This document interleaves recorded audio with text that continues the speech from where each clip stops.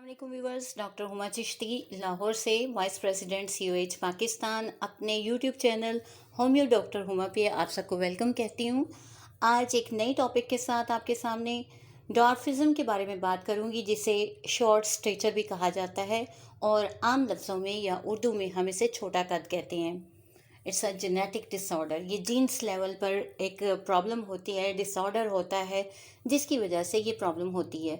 Patient की height आप देखेंगे तो 4 फीट और 10 इंच तक रहती है, या समटाइम ऐसा होता है कि इससे भी कम हो जाती है। ये प्रॉब्लम मेल्स और फीमेल्स दोनों में होती है। और एवरेज हाइट से इसमें क्या होता है कि हाइट का साइज़ जो है वो थोड़ा कम रह जाता है, तो हम इसको डॉर्फिज्म कहते हैं, या इन लोगों को लिटिल पर्सन्स या लिटिल पीपल भी कहा जाता है। डॉर्फिज्म के हवाले से बात करते हुए आपको बताती चलूँ कि हमारे होम्यो में ये एक मियाज़मेटिक डिसऑर्डर है जो जेनेटिक लेवल पर डिस्टर्ब होता है। तो टाइप्स के हवाले से बात करेंगे तो 2 मेन टाइप्स हैं इसकी। नंबर 1 प्रोपोर्शनेट ड्वार्फिज्म है। इसमें प्रोपोर्शन के साथ होता है सब कुछ। क्या होता है कि हेड, ट्रंक और लिम्स सब प्रोपोर्शन के साथ इनके साइज बढ़ता है, लेकिन एवरेज साइज से थोड़े कम होते हैं। और हार्मोन डेफिशिएंसी की वजह होती है, जिसकी वजह से ये वाली टाइप होती है। इसके लिए हार्मोन के इंजेक्शंस दिए जाते हैं और समटाइम्स ऐसे patient gradually average size height को पहुंच भी जाते हैं, यानी ये कंपैटिबल हो जाते हैं एवरेज साइज में पहुंचने में।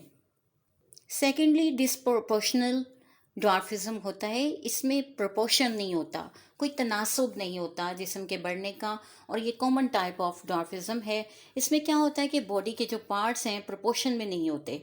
इनमें जेनेटिक कंडीशंस आ जाती हैं, जैसे कि एक कॉन्ड्रोप्लेजिया होता है, और इसमें क्या होता है कि आर्म्स और लेग्स तो नॉर्मल साइज से कम होते हैं, जबकि ट्रंक नॉर्मल होती है।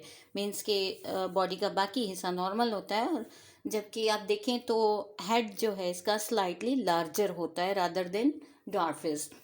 यानी कि जो छोटे कद के जो लोग होते हैं उनकी निस्बत आम तौर पे ये इस टाइप के जो लोग होते हैं उनका सर थोड़ा बड़ा होता है। आगे जाने से पहले कुछ कॉजेज़ के बारे में आपको बताती चलूँ कि 300 के करीब कुछ कॉजेज़ हैं जो डॉर्फिज्म की वजह बनती हैं, और मोस्टली ये जेनेटिक कंडीशंस होती हैं जिनकी वजह से डॉर्फिज्म होता है। स्लाइड से आपको बताती चलती हूँ कि एक कॉन्ड्रोप्लेजिया होता है।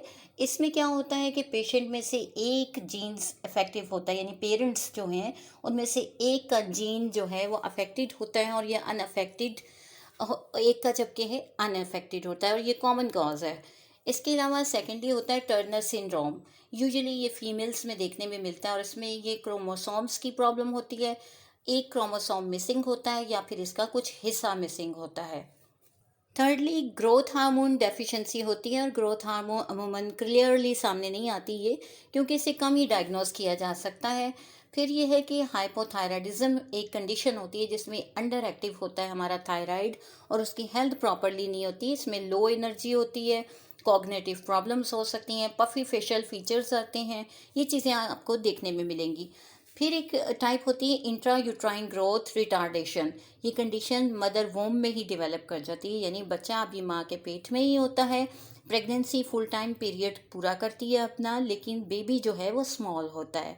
फिर ये genetic and other risk factors भी हैं इस कंडीशन में, और ये जेनेटिक म्यूटेशन की वजह होती है, यानी जीन जो है वो म्यूटेट कर जाता है, और जेनेटिक डिसऑर्डर है ये। इसीलिए ये भी कपल्स में होता है कि इसमें हमें वीक्स में ही अपीयरेंस हो जाती है इस चीज़ की, और पता चल जाता है। म्यूटेशन बाय बर्थ नहीं होती, याद रखिए, it happens bye it's on, यानी ग्रेजुअली जो है ये म्यूटेट होता है जीन। इनहेरिटेड डिसऑर्डर्स जो होते हैं 2 फॉर्म्स में होते हैं। नंबर 1 रिसेसिव होते हैं, नंबर 2 डोमिनेंट होते हैं। किसी एक पेरेंट में से एक ही म्यूटेटेड जीन होता है जो काफ़ी होता है इस डिसऑर्डर के लिए। इसके अलावा मेल न्यूट्रिशन होती है, और हार्मोन डेफिशिएंसी होती है जो रिस्क फैक्टर बनती है। अब बात करते हैं कि हाउ टू डायग्नोज। तो न्यू बॉर्न बेबी को जब हम देखते हैं तो अंदाज़ा तो हो जाता है इसे देख के। इसे जब मैयर किया जाता है, वेट किया जाता है, तो समटाइम्स पेरेंट्स बताते हैं कि हमारी हिस्ट्री में भी डॉर्फिज्म के जीन मौजूद हैं। इस तरह हमें ये पता चल जाता है। इसके अलावा वार्म एमनियोटिक फ्लूइड का लैब टेस्ट होता है, इससे भी पता चल जाता है। फिर जेनेटिक टेस्टिंग होती है। इसके अलावा ब्लड टेस्ट होता है जो ग्रोथ हार्मोन को चेक करता है। कुछ कॉम्प्लिकेशंस देखने में आती है, उसमें लेग्स और बैक प्रॉब्लम होती है with brain and lung issues. Commonly अगर आप देखें इन पेशेंट्स को तो इनकी ब्रॉड लेग्स होती हैं, यानी कि कर्व किस्म की, आर्थराइटिस होगा इनको। इसके अलावा ये है कि नैरोड चैनल स्पाइन होगा, इनका स्पाइन जो है उस पर स्टीनोसिस होगा, और स्पाइनल प्रेशर हो सकता है स्कल के ऊपर।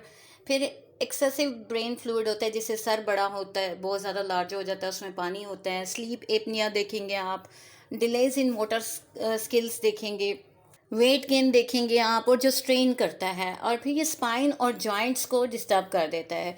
ट्रीटमेंट के हवाले से अगर बात करें तो सर्जिकल ऑप्शंस हैं, हार्मोन थेरेपी है, फिज़िकल थेरेपी है, और लिविंग, या फिर ये है कि लिविंग डॉर्फिज्म ही रहा जाए। तो ये है कि कॉज के बगैर इसे क्योर करना मुमकिन नहीं है। हमारी होम्योपैथिक में बहुत सारी मेडिसन हैं जो इस प्रॉब्लम को क्योर करती हैं, और बहुत से पेशेंट क्योर होते भी हैं, लेकिन लॉन्ग टाइम तरह इसको पेशेंट्स के साथ क्योर करना पड़ता है। और ट्रीटमेंट इसका होता है जैसे सिलीशिया है, इग्नेशिया है, पल्स है, ब्राइटा है, कोनियम है, लेक्सस है। लेकिन याद रखिए कैलकेरिया फॉस है, मीन्स कि हम पॉजिटिव बेस पे करेंगे तब ये क्योर होते हैं केसेस। आज के लिए इतना ही, किसी नेक्स्ट टॉपिक तक के लिए अल्लाह हाफिज़।